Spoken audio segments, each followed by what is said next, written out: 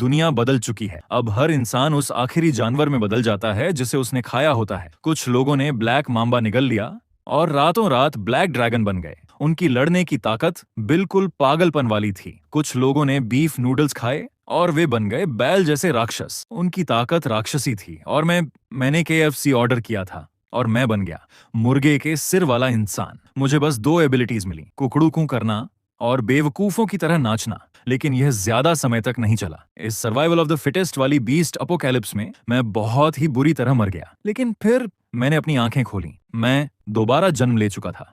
तारीख थी 28 अगस्त, यानी उस दिन से 3 दिन पहले जब दुनिया में बीस्ट ट्रांसफॉर्मेशन शुरू होने वाला था। मेरे पिछले जीवन में 1 सितंबर शाम 6:07 अचानक सूरज और चांद दोनों खून की तरह लाल हो गए और उसी भयानक दृश्य के साथ अपोकैलिप्स शुरू हो गया।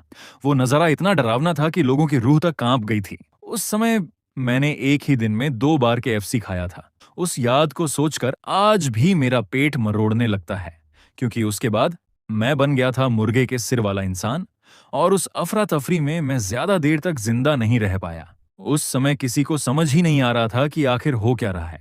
लोग बस इतना जानते थे, वे उसी आखिरी जानवर में बदल गए जिसे उन्होंने खाया था। लेकिन अगर किसी ने उस दिन कई अलग अलग जानवर खाए हों तो उसे उनकी कई एबिलिटीज एक साथ मिल सकती थीं। ये सोचते ही मेरे दिमाग में अनगिनत आइडिया आने लगे। पैंगोलिन की डिफेंस, उल्लू की नाइट विजन, डॉल्फिन की इकोलोकेशन और भेड़िए की तेज इंद्रियां। इस बार मैं बनूंगा बीस्ट किंग। लेकिन एक समस्या थी, मेरे सारे पैसे दादाजी के अस्पताल के बिलों में खत्म हो गए थे। कबाड़ बेच बेच कर मैंने मुश्किल से $3000 बचाए थे, जो बिल्कुल भी काफी नहीं था। इसलिए मैंने हर जगह से ऑनलाइन लोन लेना शुरू कर दिया। एल्गोरिदम जानते थे कि मैं गरीब अनाथ हूं। उन्हें डर था कि मैं पैसे वापस नहीं करूंगा, इसलिए मेरी लिमिट बस $50,000 तक ही थी। लेकिन अभी के लिए इतना ही काफी होगा। मैंने तुरंत अपनी शॉपिंग लिस्ट बनानी शुरू की। सबसे पहले उल्लू। उसकी नाइट विजन के अलावा उसकी सुनने की क्षमता भी कमाल की होती है। इसके बाद इलेक्ट्रिक ईल, जो 800 वोल्ट का करंट छोड़ सकती है। सीधे शब्दों में यह लगभग तूफान के देवता थॉर जैसी ताकत है। ताकत के लिए मैं खरीदने वाला हूं बुलेट चींटियों का एक बैच। अब बारी डिफेंस की। पैंगोलिन, मगरमच्छ, कछुआ, इनमें से कोई भी नहीं छोड़ा जा सकता। ओह, मैं लगभग एक चीज भूल ही गया था, टार्डिग्रेड।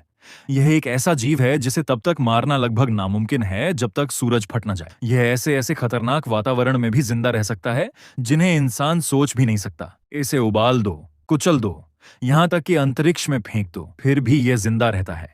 यह तो न्यूक्लियर रेडिएशन से भी नहीं मरता। अगर मुझे इसकी एबिलिटी मिल जाए तो मैं अजेय बन जाऊंगा। मुझे पता था कि टार्डिग्रेड अल्ट्रावायलेट लाइट से डरते हैं, इसलिए मैंने तुरंत एक प्लान बनाया। मैं काई को बेट की तरह इस्तेमाल करूंगा, उन्हें वहीं बढ़ने दूंगा और फिर यूवी लाइट से खत्म कर दूंगा। तभी तैयारी करते समय मुझे एक छिपकली दिखाई दी। इसमें रिजेनरेशन एबिलिटी होती है। अगर इसे टार्डिग्रेड की इमॉर्टैलिटी और सैलामेंडर की रिकवरी एबिलिटी के साथ जोड़ दिया जाए तो यह बन जाएगा अल्टीमेट कॉम्बो। इसके बाद मैं स्कूल की लैब में गया और वहां से एक माइक्रोस्कोप चुरा लिया। लेंस के नीचे टार्डिग्रेड मोटे मोटे कीड़ों जैसे दिख रहे थे। करीब 50 थे, लेकिन वे बहुत छोटे थे। मुझे सैकड़ों चाहिए थे। समय कम था, इसलिए सबसे पहले मैंने ऑनलाइन एक एंट कलेक्टर से संपर्क किया। जैसे ही मैंने बुलेट चींटियां देखी, मेरी आंखें चमक उठीं। मैंने तुरंत 50 ऑर्डर कर दिए।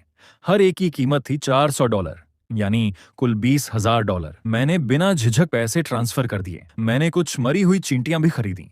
फिर मेरी नजर 2 अजीब बीटल्स पर पड़ी। सेलर ने बताया कि ये आयरनक्लैड बीटल्स हैं जो अमेरिका से लाए गए हैं। अगर इन्हें जोर से कुचल दो या कार से भी कुचल दो तो भी इन्हें कुछ नहीं होता। इनका एक्सोस्केलेटन इतना मजबूत है कि ये अपने वजन से 40,000 गुना ज्यादा दबाव सह सकती हैं। ये सुनकर मेरी दिलचस्पी और बढ़ गई। मेरे पिछले जीवन में जो लोहे जैसे राक्षस सब पर राज कर रहे थे, शायद वे इन्हीं से बने होंगे। लालची डीलर दोनों के $18,000 मांग रहा था।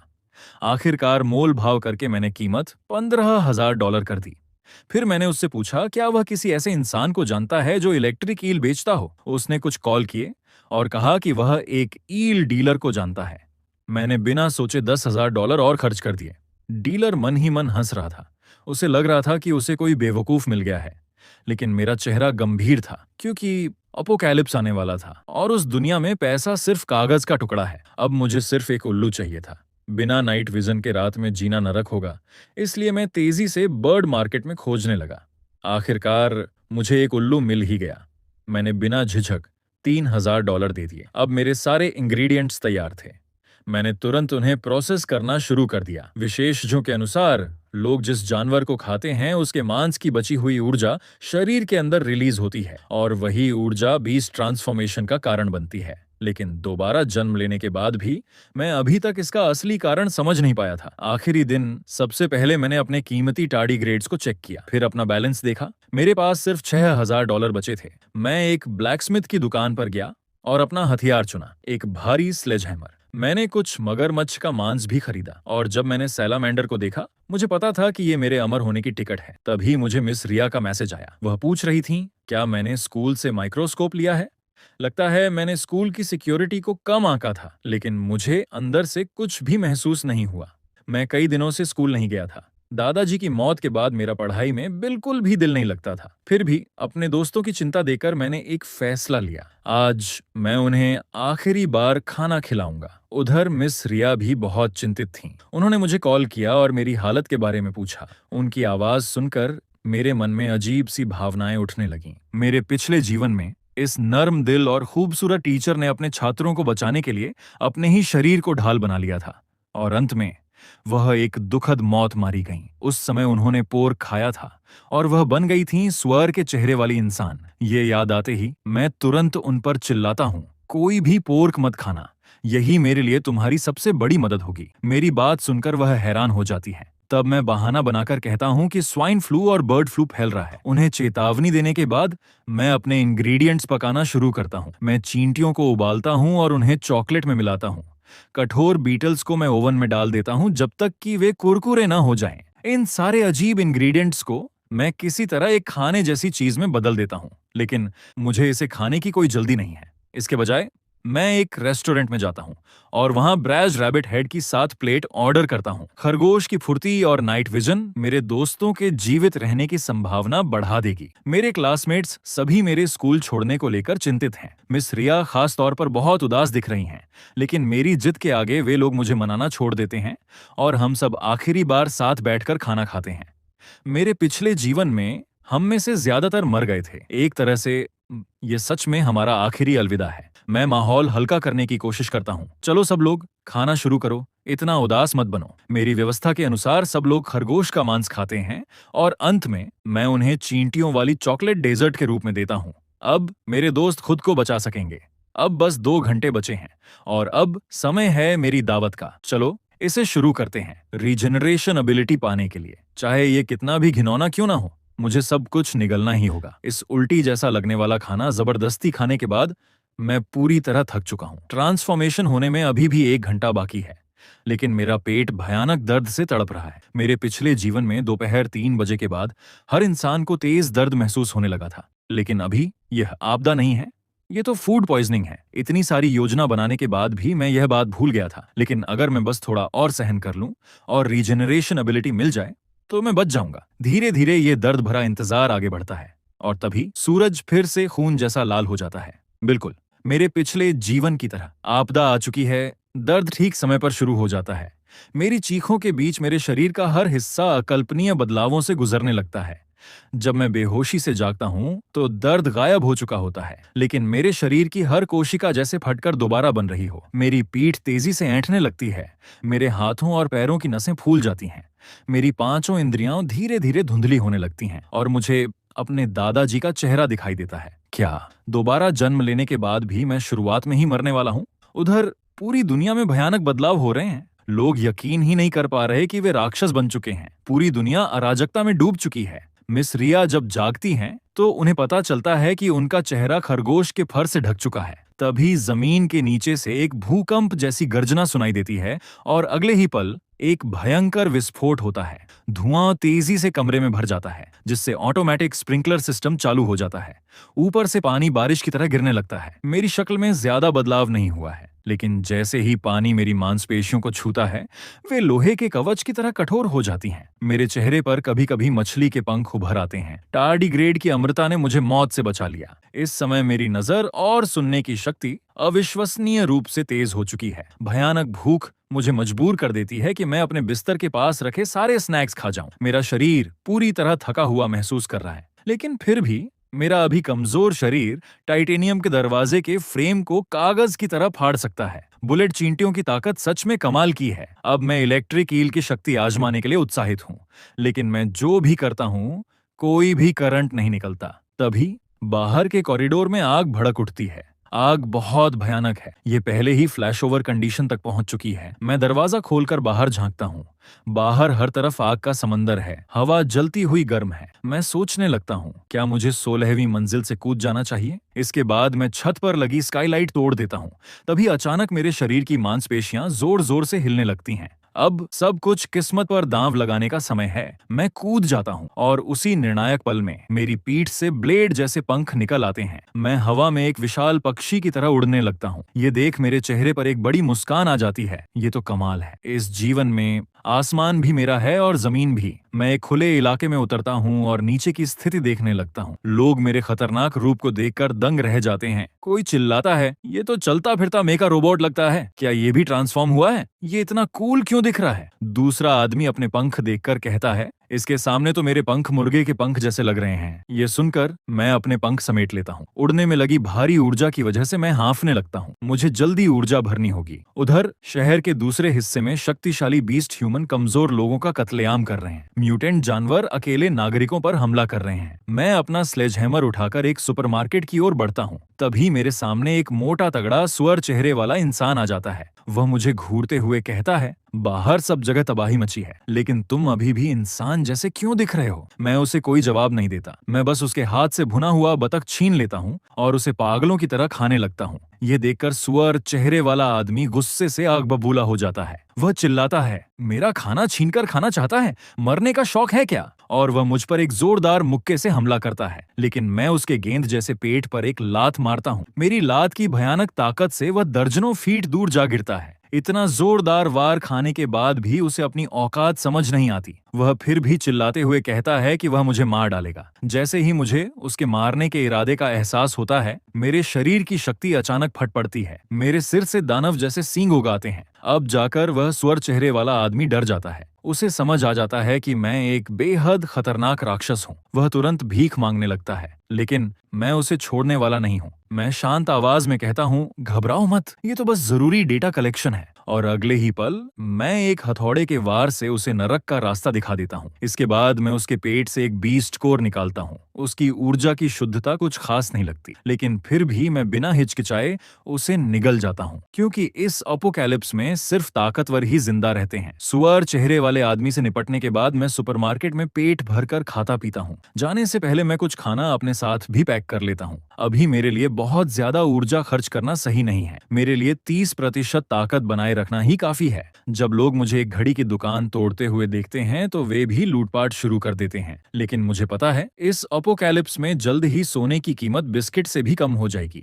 1 महीने के अंदर यहाँ मौजूद आधे लोग या तो भूख से मर जाएंगे, या आपस में लड़कर मरेंगे, या फिर किसी और का खाना बन जाएंगे। तभी मुझे मिस रिया का मैसेज आता है। वह मेरे लिए बहुत चिंतित हैं। इस अपोकैलिप्स में चिड़ियाघर के जानवर भी बेहद खतरनाक हो चुके हैं। मैं दूर से उन्हें देखता हूँ और हमला करने का मौका तलाशता हूँ। यहाँ मिलने वाले बीस्ट कोर सड़क पर मिलने वाले कोर से काफी ज्यादा शक्तिशाली होंगे। मेरे पिछले जीवन में टाइटन टाइगर अपोकैलिप्स के 5वें दिन दिखाई दिया था। उसने हर चीज तबाह कर दी थी। वह पागलों की तरह शिकार कर रहा था। इंसानों के पास कोई भी प्रतिरोध नहीं था। यहाँ तक कि बंदूकें भी उसे रोक नहीं पाईं। सिर्फ 2 महीनों के अंदर 30 फीट ऊंचे राक्षस शहर में घूम रहे थे, लेकिन इस बार मैं उन्हें राक्षस बनने से पहले ही खत्म कर दूंगा। तभी जंगल में मुझे अचानक एक बूढ़ा आदमी मदद के लिए पुकारता हुआ दिखता है। मैं उससे पूछता हूँ, पहले मुझे बताओ, क्या जानवर म्यूटेट होकर बाहर निकल गए हैं? वह जवाब देता है, नहीं, बाघ अभी भी अंदर हैं। ये सुनते ही मैं अपना लक्ष्य तय कर लेता हूँ और तुरंत लोहे की जाली फाड़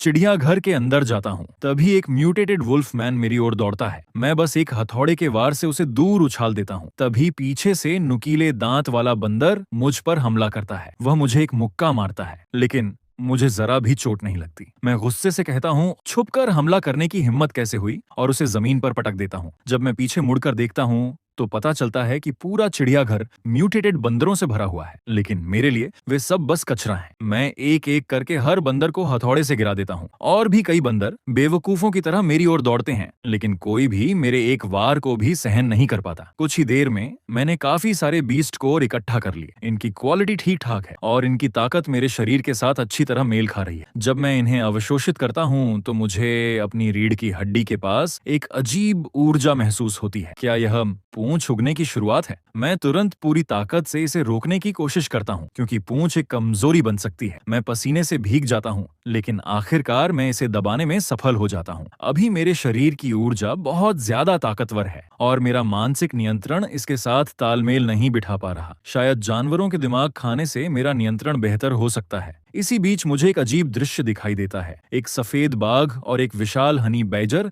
आपस में लड़ रहे हैं। उन बीस्ट कोर को निगलने के बाद मैंने अपना पूर्ण रूप अनलॉक कर लिया है। मेरे शरीर से बिजली चमकने लगती है। मैं एक लात मारकर हनी बैजर को दूर फेंक देता हूँ। मुझे जो खरोंचें लगती हैं वे तुरंत ठीक हो जाती हैं। एक और लात मारते ही वह पूरी तरह अपाहिज हो जाता है। इसके बाद मैं चिड़ियाघर में ही बारबेक्यू पकाना शुरू कर देता हूँ। जैसा मैंने सोचा था, मांस की खुशबू भेड़ियों के झुंड को खींच लाती है। भेड़िए पागलों की तरह मुझे काटने की कोशिश करते हैं, लेकिन जैसे ही वे मुझे छूते हैं वे तुरंत बिजली के झटकों से झुलस जाते हैं। बारबेक्यू खाते खाते मेरे शरीर में एक पूंछ उगाती है, लेकिन ये मेरे लिए कोई बोझ नहीं है। मैं मुस्कुराते हुए भेड़ियों से कहता हूँ, अब जब तुम यहाँ आ ही गए हो तो वापस जाने की मत सोचो। अब वार्म अप खत्म। मैं सीधे भेड़ियों के झुंड पर हमला कर देता हूँ, लेकिन ये खूंखार भेड़िए भी मेरे सामने एक पल भी नहीं टिक पाते। मैं सोचता हूँ, चलो अब बीस्ट ह्यूमन की डिफेंस लिमिट भी टेस्ट कर लेते हैं। जैसे ही मुझे तेज दर्द महसूस होता है, मेरा शरीर रक्षा प्रतिक्रिया में हाई वोल्टेज करंट छोड़ देता है और तुरंत 2 ग्रे वुल्फ झुलस जाते हैं। मेरी वर्तमान ताकत के साथ मैं अब साधारण म्यूटेंट जानवरों से नहीं डरता। साथ ही मैंने काफी सारे बीस्ट कोर भी हासिल कर लिए हैं। अगर मैं अपने अल्टीमेट फॉर्म तक पहुंच गया तो ये लोग मेरी स्किन पर खरोंच भी नहीं लगा पाएंगे। मैं अपने मैसेज चेक करता हूँ। मेरे दोस्त मुझे धन्यवाद दे रहे हैं। अच्छा हुआ तुमने हमें वह दावत खिलाई थी। मिस रिया भी मैसेज करती हैं। बाहर पूरी तरह अराजकता है। खाना जमा करो, छिप जाओ और रेस्क्यू का इंतजार करो। लेकिन सिर्फ मुझे पता है कि यह सोच कितनी मासूम है, क्योंकि इस अपोकैलिप्स का पहला नियम यही है कि यहाँ कोई नियम नहीं है। तभी बंदर का दिमाग खाने के बाद मेरा नियंत्रण सच में बेहतर हो गया है। अब मैं हल्के हल्के अपने शरीर की पावर को महसूस कर सकता हूँ। अब जब मेरे पास एक बेसिक फ्रेमवर्क है तो अगला कदम है कमजोरियों को खत्म करना। समय देखकर मैं जंगल के और अंदर चला जाता हूँ। तभी मुझे अपने दोस्त का मैसेज मिलता है। वह मदद मांग रहा है। मैं उसे इस दुनिया की हकीकत दिखाने का फैसला करता हूँ। मैं कहता हूँ, ताकत पाने का एक ही रास्ता है, शिकार करना, लेकिन यह भ्रष्टाचार की शुरुआत भी है। यह सुनकर मेरा दोस्त जोखिम उठाने का फैसला करता है। जल्द ही उन्हें पता चल जाता है कि म्यूटेंट जानवरों को खाने से वास्तव में ताकत मिलती है। अब उनके पास वापस लौटने का कोई रास्ता नहीं है। जिंदा रहने के लिए वे आखिरकार शिकार करना शुरू कर देते हैं। जंगल में चलते हुए अचानक मुझे एक अजीब आवाज सुनाई देती है। मैं देखता हूँ कि एक विशाल हॉर्स फ्लाई एक गैंडे का खून चूस रही है। इस चीज की रिसर्च वैल्यू शायद एक बीस्ट कोर से भी ज्यादा हो सकती है। एक झपकी भर में ही वह पूरा गैंडा खाली कर देती है। इस जीव में आकार बढ़ाने की क्षमता और सब कुछ देखने वाली कंपाउंड आंखें दोनों मौजूद हैं। इससे निपटना आसान नहीं होगा। मेरे पास इसे मारने के लिए सिर्फ एक मौका है। मैं जमीन पर लेट जाता हूँ और अपनी सफेद गर्दन को खुला छोड़ देता हूँ, क्योंकि यह जीवन ऊर्जा के प्रति बहुत संवेदनशील होता है। जल्द ही वह घिनौना जीव मेरी ओर खींच आता है। उसी समय मैं अचानक अपनी आंखें खोल देता हूँ और उसकी हर हरकत पर नजर रखता हूँ। अचानक मैं उसकी पतली काली टांगें पकड़ लेता हूँ, फिर उसे जोर से जमीन पर पटक देता हूँ और बेलों से उसे कसकर बांध देता हूँ। मैं हंसते हुए कहता हूँ, तू तो गैंडे का भी खून चूस लेता है। मैं उसे जल्दी से उस सफेद बाघ के पास ले जाता हूँ जिसे मैंने पहले मारा था। मैं देखता हूँ कि खून पीते पीते उसका पेट धीरे धीरे बड़ा होता जा रहा है। यह देखकर मैं उत्साहित हो जाता हूँ। जैसे ही उसका पेट भर जाता है, मैं उसके फूले हुए शरीर को अपनी ओर खींच लेता हूँ, फिर धीरे धीरे उसकी आंखों को सहलाता हूँ। मेरे हाथों में बिजली की चिंगारियां चमकने लगती हैं। मैं मुस्कुरा कर कहता हूँ, फसल पक चुकी है, अब कटाई का समय है। मुझे दोष मत देना, यह अपोकैलिप्स का नियम है। अगले ही पल मेरी ताकत से उस हॉर्स फ्लाई का सिर धड़ से अलग हो जाता है और मुझे मिल जाता है एक हाई क्वालिटी बीस्ट कोर, जैसा मैंने चाहा था। मैं उसे तुरंत निगल जाता हूँ और तभी मेरी पूंछ पर एक कठोर जहरीला डंक उग आता है। अब मुझे हॉर्स फ्लाई की खून चूसने वाली सुपर पावर मिल गई है। ये एहसास सच में कमाल का है। मुझे अब खून से अपना मुंह गंदा करने की जरूरत नहीं है, फिर भी मुझे ऊर्जा मिलती रहेगी। ये वाकई शानदार है। अब मुझे यहाँ की हर चीज साफ करनी होगी। उधर मेरे दोस्त मुझे देख लेते हैं। वे लगातार कमेंट कर रहे हैं, वाह कितना बड़ा पक्षी है, काश हमारे पास भी पंख होते। कुछ देर बाद वे लोग चिड़ियाघर पहुंचते हैं। वहां हर जगह बंदरों की लाशें पड़ी होती हैं। उनके दिमाग निकाल लिए गए हैं और खून पूरी तरह सूखा हुआ है। ये देखकर वे सोचते हैं ये काम जरूर किसी टीम का होगा। लेकिन उन्हें सबसे ज्यादा झटका तब लगता है जब वे देखते हैं कि बाघ का खून भी पूरी तरह निकाला जा चुका है। वे डर कर कहते हैं, क्या यहाँ कोई वैम्पायर है? उधर हवा में उड़ते हुए मुझे अचानक छींक आ जाती है। अभी थोड़ी देर पहले ही मैंने चिड़ियाघर से एक छोटा पांडा उठा लिया था। मैं उसे एक बीस्ट कोर खिलाने की कोशिश करता हूँ और हैरानी की बात, उसके पहले से नंगे शरीर पर तुरंत काले और सफेद फरूग आते हैं। मैं सोचने लगता हूँ, मैंने तो टाइगर का बीस्ट कोर निकला था, लेकिन मेरे अंदर कोई पक्षी या बिल्ली जैसी विशेषता नहीं आई। तो क्या पांडा का जीन ज्यादा ताकतवर है? खैर जो भी हो, मैं पांडा से कहता हूँ, उम्मीद है तू मुझे हैरान करेगा, वरना तेरा अंजाम उस हॉर्स फ्लाई से बेहतर नहीं होगा। पहले तुझे मोटा करूंगा, फिर तुझे भी मार दूंगा। मैं उसे अपनी पीठ पर लाता हूँ और दूर की ओर उड़ जाता हूँ। अब मुझे सुबह होने से पहले राजधानी के चिड़ियाघर को साफ करना है। तभी मुझे अपने दोस्त का मैसेज मिलता है। उसने लिखा है, हमने एक म्यूटेंट कुत्ता मार दिया। ये पढ़कर मैं राहत की मुस्कान देता हूँ। अपनी तेज उड़ान गति से मैं कुछ ही मिनटों में कैपिटल के चिड़ियाघर पहुंच जाता हूं। वहां के पिंजरे पूरी तरह टूट चुके हैं। जमीन पर एक विशाल भालू तांडव मचा रहा है और सैनिक एक विशाल बाघ से भी नहीं निपट पा रहे। लेकिन मेरे लिए ये अच्छी खबर है, क्योंकि ये भालू अभी और भी बड़ा होगा। अगर इसे अभी नहीं रोका गया तो यह टाइटन टाइगर से भी ज्यादा खतरनाक बन जाएगा। वह चारों ओर सब कुछ तोड़ रहा है। सैनिक पूरी तरह बेबस हैं। ये देखकर मैं बिना डरे उसके सिर के ऊपर चक्कर लगाने लगता हूँ। फिर अचानक मैं एक भयानक बिजली का झटका छोड़ता हूँ और वह करंट सीधे उसके शरीर को चीर देता है। लेकिन अब भी ये खत्म नहीं हुआ। मैं उस विशाल भालू को पकड़ लेता हूँ और उसे ऊंचाई तक उड़ाकर ले जाता हूँ। फिर पूरी ताकत से जमीन पर पटक देता हूँ। जब धूल हटती है तो वह भालू मर चुका होता है। मुझे मिलता है एक high quality black beast core. काम खत्म होते ही मैं बिना पीछे देखे उड़ जाता हूँ। इस बीच पांडा मेरे 3 बीस्ट कोर खा चुका है, लेकिन वह अभी भी साधारण पांडा जैसा ही दिख रहा है। मुझे तुरंत लगता है कि मेरे साथ धोखा हो गया है और यह चीज तब तक नहीं चलती जब तक मैं इसे उठाकर न ले जाऊं। उधर मेरे दोस्त भी धीरे धीरे अपना नाम बनाने लगे हैं। एक विशाल सांप का कोर पाने के बाद वे बहुत खुश हैं, लेकिन अफसोस वे भयानक दिखने वाले राक्षस बन चुके हैं। समय बर्बाद किए बिना मैं तुरंत एक्वेरियम की ओर बढ़ता हूँ। मुझे पता है जहाँ जमीन नरक बन चुकी है वहीं समुद्र असली शिकारी पैदा करता है। यहाँ का जीवित रहने का दबाव सिर्फ राक्षस नहीं बनाता, बल्कि असली शिकारी पैदा करता है। कांच के पीछे एक विशाल मछली एक्वेरियम के मजबूत कांच को तोड़ने ही वाली है, लेकिन मैं उस पर तुरंत हमला नहीं करता। इसके बजाय मैं फ्रीजर रूम में चला जाता हूँ। वहाँ पेंगुइन की लाशें बिखरी पड़ी हैं। जैसे ही मैं अंदर जाता हूँ मुझे असली अपराधी मिल जाता है, एक म्यूटेटेड सी लायन। मैं तुरंत अपना बीस्ट फॉर्म एक्टिवेट करता हूँ और उसका सामना करता हूँ। मेरे रेत की बोरियों जैसे मुक्के सीधे उसके चेहरे पर पड़ते हैं। फिर मेरे पंजे उसकी त्वचा में गहराई तक घुस जाते हैं। उसी समय हाई वोल्टेज करंट उसे तुरंत मार देता है। अंत में मैं अपनी पूंछ उसके शरीर में घुसाकर उसका खून चूसना शुरू कर देता हूँ। तभी मैं देखता हूँ एक और सी लायन भागने की कोशिश कर रहा है। मैं तुरंत उड़कर उसका पीछा करता हूँ और आखिरकार उसे पकड़कर उसका बीस्ट कोर निकाल लेता हूँ। कम क्वालिटी वाले कोर मैं पांडा को दे देता हूँ। उसका पेट तेजी से फूलने लगता है, लेकिन उसकी शक्ल में फिर भी कोई बदलाव नहीं आता। गुस्से में मैं उसे दूर फेंक देता हूँ और कहता हूँ, सच में तुझसे अच्छा तो मैं कछुआ पाल लेता। मैं मुड़कर जाने लगता हूँ, लेकिन पांडा मेरे पीछे पीछे आकर मेरी टांग को कसकर पकड़ लेता है। उधर सैनिक जंगल की जांच कर रहे हैं। उन्हें पता चलता है कि वे विशाल राक्षस सब मारे जा चुके हैं और उनके घाव बंदूक से हुए नहीं लगते। उनकी त्वचा, जिसे गोलियां भी नहीं भेद सकती थीं, आर पार छेदी गई है। एक सैनिक कहता है, क्या यह वही पंखों वाला प्राणी हो सकता है जिसका जिक्र रिपोर्ट में था? भले ही उसके पास मगरमच्छ जैसी ताकत हो, लेकिन इवोल्यूशन में समय लगता है। ये दक्षता तो अविश्वसनीय है। दूसरा सैनिक कहता है, और वह हमेशा पेट ही क्यों चीरता है? किसी को याद आता है डॉक्टर चेन की रिपोर्ट में भी पेट के सैंपल लेने की बात कही गई थी। ये शिकार नहीं लगता, बल्कि रिसर्च जैसा लगता है।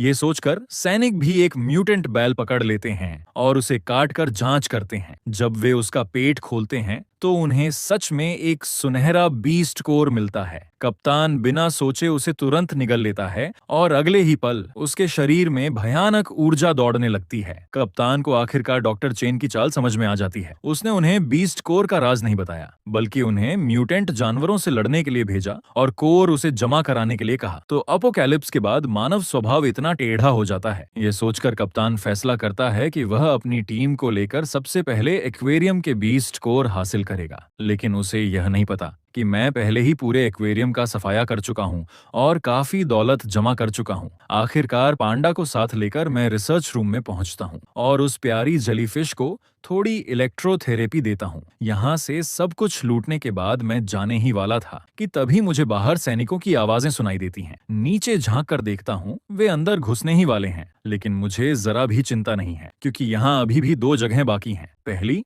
डॉल्फिन एरिया, दूसरी मेन टैंक की मछलियां। सुबह होने से पहले मुझे यहाँ की हर चीज साफ करनी होगी। ध्यान से देखने पर पता चलता है कि सभी डॉल्फिन म्यूटेट होकर पागल कठपुतलियाओं बन चुकी हैं। वे बस एक दूसरे को मार रही हैं। तो फिर शांति से मर जाओ। मैं तुरंत अपना ट्रांसफॉर्मेशन एक्टिवेट करता हूँ और पानी में छलांग लगा देता हूँ। एक बहरे कर देने वाला धमाका होता है और नजरा काफी खूनी हो जाता है। कुछ ही देर में मैं सभी डॉल्फिन को मार देता हूँ। उनसे मिलने वाले नीले बीस्ट कोर इतने साफ और खूबसूरत हैं कि देखने लायक हैं। जब मैं उन्हें अवशोषित करता हूं तो मेरी संवेदन शक्ति तेजी से बढ़ जाती है। मुझे ऐसा महसूस होता है जैसे मैं एक शांत समुद्र के बीच खड़ा हूं। उधर मूर्ख पांडा हैरानी से मुझे देख रहा है। मेरे शरीर में भयानक बदलाव होने लगते हैं। मेरी तेज इंद्रियां दूर से ही सैनिकों के कदमों की आवाज सुन सकती हैं। इसलिए मैं तुरंत मैन टैंक की ओर निकल जाता हूँ, क्योंकि सेना के कुत्तों की सूंघने की शक्ति बहुत तेज होती है। वे मुझे जल्द ही ढूंढ लेंगे।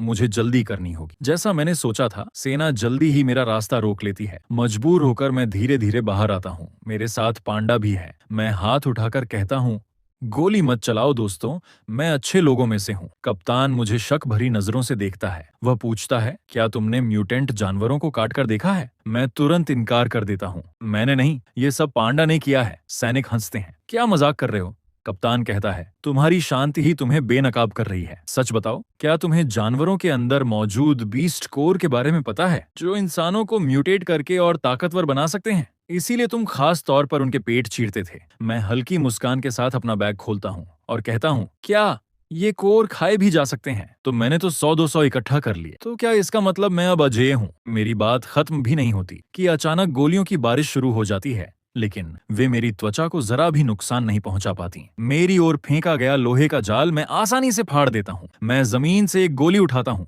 और उसे सैनिकों की ओर फेंक देता हूँ। उसकी ताकत बंदूक से चली गोली जितनी ही होती है और जिद्दी कप्तान वहीं ढेर हो जाता है। इसके बाद कुछ घूंसों और लातों से मैं बाकी सैनिकों को भी जमीन पर गिरा देता हूँ। मैं ठंडी आवाज में पूछता हूँ, अब बताओ, तुमने अपने बीस्ट कोर कहाँ छिपाए हैं? एक सुअर चेहरे वाला सैनिक अपने साथी की हालत देखकर डर से चुप हो जाता है। जब उसे पता चलता है कि कप्तान ने सारे कोर अपने पास जमा कर रखे थे, तो वह तुरंत गुस्से का नाटक करता है और कहता है, मैं हेलीकॉप्टर उड़ा सकता हूँ, मैं तुम्हें वहां ले जाऊंगा। मेरे दिमाग में एक नया प्लान आता है। मैं तुरंत उसे आदेश देता हूँ, अपने साथियों के शरीर काटो। जब वह देखता है कि उनके शरीर में भी बीस्ट कोर मौजूद हैं, तो वह पूरी तरह सन्न रह जाता है और फिर उसके चेहरे पर डर छा जाता है। वह कांपते हुए कहता है, हे भगवान, क्या यह दुनिया नरक बन चुकी है? बचे हुए समय में मैं मेन टैंक में कत्लेआम शुरू कर देता हूँ। एक विशाल ग्रेट व्हाइट शार्क मेरे सामने आसानी से इधर उधर फेंकी जाती है। सैनिकों के हथियार हासिल करने के बाद लड़ाई और भी आसान हो जाती है। बाकी बचे 2 सैनिक कहते हैं कि वे आत्मसमर्पण कर रहे हैं। जैसा मैंने सोचा था, वे असल में मदद बुलाने गए थे, लेकिन उन्हें नहीं पता यह भी मेरी योजना का हिस्सा है। चारा डाला जा चुका है। अब बस बड़ी मछली के आने का इंतजार है। अब मुझे अपनी ताकत और वजन बढ़ाना होगा। 100 से ज्यादा बीस्ट कोर निगलने के बाद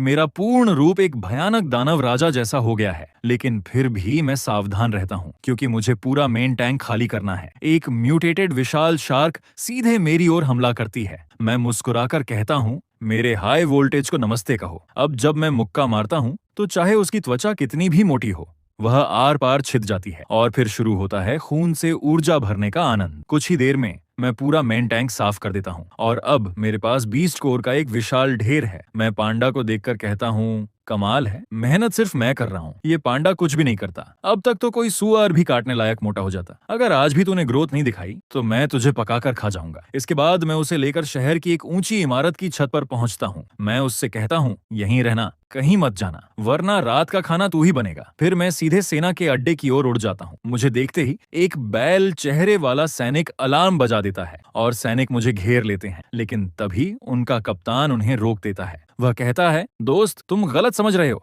इस अपोक्लिप्स में उड़ सकने वाला इंसान सोने से भी ज्यादा कीमती है। हमारे पास गोलियां भी हैं और इलाका भी, हमें बस तुम्हारे जैसे लोग चाहिए। फिर कुत्ते चेहरे वाला कप्तान मुझसे दोस्ती करने की कोशिश करता है। वह पूछता है, तुम्हारा नाम क्या है नौजवान? उसका अजीब व्यवहार कुछ सैनिकों को शक में डाल देता है। वे देखते हैं कि जो जानवर वापस लाए गए हैं उन सबके पेट काटे गए हैं। यहाँ जरूर कोई गंदा राज छिपा है। कुत्ते चेहरे वाला आदमी मुझे रिसर्च सुविधा में ले जाता है, कहता है हमें वायरस चेक करना होगा। जैसे ही डॉक्टर चेन मुझे देखते हैं उनकी आंखें चमक उठती हैं। वे कहते हैं, कमाल का नमूना, मेरा मतलब कमाल का नौजवान। तुम्हारे ये पंख कैसे जागे? क्या तुमने ट्रांसफॉर्म होने के बाद म्यूटेंट जानवरों का मांस खाया? हमारी रिसर्च कहती है कच्चा मांस खाने से भी थोड़ी ताकत बढ़ती है। फिर वह मुझे एक अजीब वैक्सीन इंजेक्ट करने की तैयारी करता है, लेकिन कुछ ही पलों में डॉक्टर चेन को महसूस होता है कि कुछ गड़बड़ है। वो देखता है कि मेरी त्वचा बेहद कठोर हो चुकी है, इतनी कि एक छोटी सी सुई भी उसे भेद नहीं सकती। उसके हैरान होने का फायदा उठाते हुए मैं हल्की मुस्कान देता हूँ। प्रोफेसर, ऐसे काम में हिचकिचाना नहीं चाहिए, इसे मवेशियों की तरह ट्रीट करो। इतना कहकर मैं उसे जमीन पर पटक देता हूँ और वही वैक्सीन सीधे उसके शरीर में घुसा देता हूँ। डॉक्टर चेन चीख उठते हैं। योजना उजागर होते ही भाड़े का कप्तान बिना हिचकिचाए मेरी पीठ पर गोली चलाता है, लेकिन मेरे वर्तमान शरीर की ताकत के सामने साधारण गोलियां बेकार हैं। वे मेरी त्वचा को खरोंच तक नहीं सकती। ये देखकर कप्तान हक्का बक्का रह जाता है। वह विश्वास नहीं कर पाता और पागलों की तरह मुझ पर गोलियां बरसाने लगता है। मैं बिल्कुल स्थिर खड़ा रहता हूँ, ना बचता हूँ ना हटता हूँ। कितनी भी गोलियां चलें, कोई भी मेरी त्वचा को नहीं भेद पाती। उल्टा रिबाउंस होकर कुछ गोलियां पास खड़े प्रोफेसर को ही घायल कर देती हैं। मैं एक मुक्का घुमाता हूँ और मेरे पैरों में विस्फोट जैसी ताकत फूट पड़ती है। सिर्फ एक पंच में भाड़े का कप्तान हवा में उछलकर दूर जा गिरता है। प्रोफेसर के 2 सहायक मेरे दोनों पंख पकड़ लेते हैं। वे मेरी हरकत रोकने की कोशिश करते हैं, लेकिन मैं बस एक बार पंख फड़फड़ाता हूँ और दोनों दूर जा गिरते हैं। अब तक यह सिर्फ मेरा अंदाजा था, लेकिन अब मुझे पूरा यकीन हो गया है, ये लोग अब इंसान नहीं रहे। कोई हैरानी नहीं कि मेरी पिछली जिंदगी में सबसे पहले ताकत इन्हीं के हाथ आई थी, क्योंकि ट्रांसफॉर्मेशन के दिन ही इन्होंने बीस्ट कोर खोज लिए थे। और इतना ही नहीं, इन्होंने यह भी खोज लिया था कि इंसानों के अंदर भी बीस्ट कोर होते हैं। जहर के असर से डॉक्टर चेन पूरी तरह घबरा जाते हैं। वे पास पड़ा एक बीस्ट कोर उठाते हैं, उसे निगलकर जहर ठीक करने की कोशिश करना चाहते हैं, लेकिन मैं उन्हें यह मौका नहीं देता। मैं झटके से कोर उनके हाथ से छीन लेता हूँ। तुम इसे निगलना चाहते हो? भाड़े का कप्तान अब कांपने लगता है। उसे कभी उम्मीद नहीं थी कि मैं इतना ताकतवर होऊंगा। वह घुटनों पर गिरकर कहता है, कृपया हम बात कर सकते हैं, सारे कोर तुम्हारे हैं। लेकिन मुझे उसकी बकवास सुनने का मन नहीं। मैं उसे एक मुक्का मारता हूँ। वह तुरंत दया की भीख मांगने लगता है, फिर सेफ खोलता है और बीस्ट कोर का ढेर मेरे सामने रख देता है। मैं उसे लेकर अंडरग्राउंड वॉल्ट में जाता हूँ और कहता हूँ, मुझे पता है तुम्हारे घर में इससे भी ज्यादा कोर हैं। कोई चालाकी मत चलना, वरना मैं तुम्हारे सैनिकों को तुम्हारे और डॉक्टर चेन के सारे गंदे राज बता दूंगा। फिर ये बंदूकें तुम्हारी तरफ मुड़ जाएंगी। ये सुनकर भाड़े के सैनिक घबराकर पसीना पसीना हो जाते हैं। उन्हें समझ ही नहीं आता ये सब हो क्या रहा है। लेकिन तभी भाड़े के कप्तान का शरीर अचानक फिसलन भरा हो जाता है। वह झुककर ईल मछली की तरह जमीन पर सरकने लगता है और चिल्लाता है, उसे मार दो। सैनिक मुझ पर गोलियां बरसाने लगते हैं, लेकिन जब धुआं छंटता है मैं पूरी तरह सुरक्षित खड़ा होता हूं। यह देखकर कप्तान डर के मारे रेंगकर भागने लगता है। गोलियां लगातार मेरे पंखों से टकराती हैं और चिंगारियां उड़ती हैं, लेकिन मैं उसे भागने नहीं देता। मैं हवा से एक गोली पकड़ लेता हूं और उंगली से झटकते ही उसे कप्तान के पैर पर मार देता हूं। गोलियां अभी भी मेरे शरीर पर बरस रही हैं, लेकिन कुत्ते चेहरे वाला कप्तान चिल्लाता रहता है, फायर करते रहो। अब मेरा समय बर्बाद हो रहा है। मैं सीधे हवा में छलांग लगाता हूँ और भाग रहे भाड़े के कप्तान को पकड़ लेता हूँ। फिर सैनिकों को बताता हूँ कि उसने और डॉक्टर चेन ने कैसे गंदे काम किए हैं। कुछ सैनिकों को पहले से शक था, अब वे गुस्से से भर जाते हैं। उसी समय एक स्नाइपर राइफल मेरी ओर निशाना साधती है। वह इतने समय से सब देख रहा था, फिर भी उसे समझ नहीं आया कि ये गोलियां मुझ पर बेकार हैं। मैं अपने पंख फड़फड़ाता हूँ और तोप के गोले की तरह उसकी ओर उड़ता हूँ। पलक झपकते ही मैं उसे पकड़ लेता हूँ और उसका सिर उड़ा देता हूँ। मैं ठंडी आवाज में कहता हूँ, और कोई कोशिश करना चाहता है? ये सुनकर कोई भी सैनिक आवाज तक नहीं करता। मुझे पता है इन सैनिकों को भाड़े के कप्तान और प्रोफेसर ने धोखा दिया था।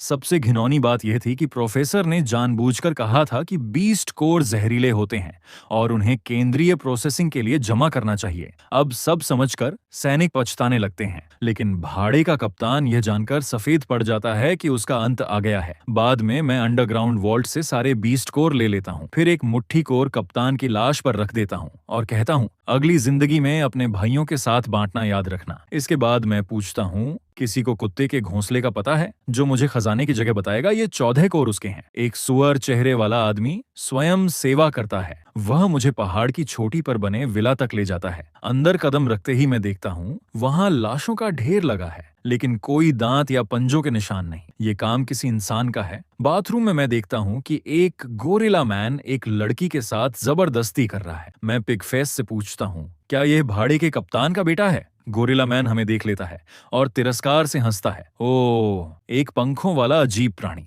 क्या हुआ? हीरो बनकर लड़की बचाने आए हो? पीछे से लड़की रोते हुए कहती है, मुझे बचाओ। पिग फेस उसकी आवाज पहचान लेता है। वह सच में कुत्ते चेहरे वाले कप्तान का बेटा है। गोरिल्ला मैन भी पिग फेस को पहचान लेता है और मुस्कुराकर कहता है, इसे खत्म करने के बाद तू भी दावत में शामिल हो जाना। फिर वह घमंड से कहता है, लगता है मेरा इवोल्यूशन पूरा हो चुका है, तुम मुझे पहचान भी नहीं पाए। मैं शांत स्वर में पूछता हूँ, अपने पिता के छिपे कोर में से कितने खाए? वह लापरवाही से कहता है, बस 27। अगर सारे सैकड़ों खा लेता तो मैं इनविंसिबल होता। मैं हल्की मुस्कान देता हूँ, तो फिर तुम्हें वह मौका नहीं मिलेगा। अचानक गोरिल्ला मैन को महसूस होता है कि कुछ उसके पास से गुजरा है। फिर दर्द महसूस होते ही वह चीख उठता है। अब मुझे पता चल जाता है कि वह लड़ने लायक नहीं बचा। मैं चाकू जमीन पर फेंक देता हूँ और लड़की से कहता हूँ, अब यह चाकू तुम्हारा है, तुमने जो करना है करो। अगले ही पल खून चारों ओर फैल जाता है और गोरिल्ला मैन स्वर्ग से धार जाता है। फिर मैं अंदर वाले दरवाजे को जोर से लात मारकर तोड़ देता हूँ। कुत्ते चेहरे वाले कप्तान के रिश्तेदार गुस्से से चिल्लाने लगते हैं, कौन सा जंगली कुत्ता है जो हमारे दरवाजे को लात मारने की हिम्मत कर रहा है? तुझे पता भी है ये किसका इलाका है? बेवकूफ लड़के। वे बिना कुछ सोचे मुझ पर गोलियां बरसाने लगते हैं, लेकिन